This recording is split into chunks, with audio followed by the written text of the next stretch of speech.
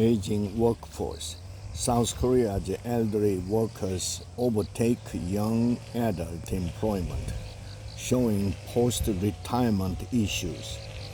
The number of South Korean workers aged 65 and older has overtaken that of those aged 15 to 29 for the first time, pointing to a host of troubling issues for the country, where the fast-aging population confronts a lack of post-retirement support.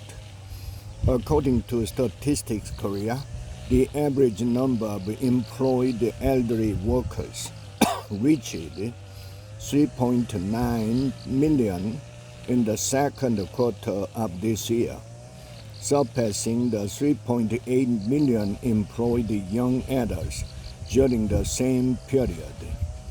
Those aged 65 and older secured 331,000 jobs out of the 261,000 jobs added last month. The noticeable surge in older workers has pushed the economic participation rate of over 65 to 40%, the highest among OECD member countries. The dramatic change in job data seems inevitable when the Korean government began to compile employment figures in the first quarter of 1989.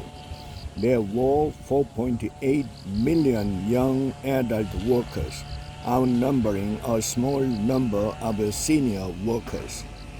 But senior employment surged as a result of extremely low birth rate and a rapidly aging population in the following years. In 1992, the country's elderly population was estimated at 2.3 million, which is about 18% of the younger people aged 15 to 29 at the time. In February 2022, the elderly population stood at 8.9 million, overtaking the younger demographic. In July this year, the senior population exceeded 10 million, accounting for 19.6% of the total population. With nearly 1 in 5 people aged over 65, Korea is headed for a super-aged society, where the elderly make up more than 20% of the population.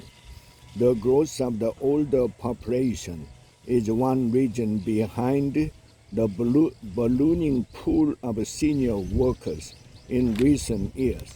But there is one embarrassing reason: the need to make a living, even after retirement. Many retirement-age people are seeking jobs or trying to stay employed since they do not have reliable income sources to maintain financial stability. The primary factor is that Korea's pension system offers a low payout of about 600,000 won, $450, on average per month, an amount that is too low to pay for rising taxes, utility bills, and the other living costs. Worse, the age of pension eligibility is unfavorable for many seniors. The national pension scheme starts paying benefits at 63 for those born between 1961 and 1964. The eligibility age goes up to 64 for those born between 1965 and 1968, and 65 for those born after 1969. This means that many elderly people have to struggle to make a living for up to 5 years, a period when they neither have a job or the eligibility to get the national pension payment.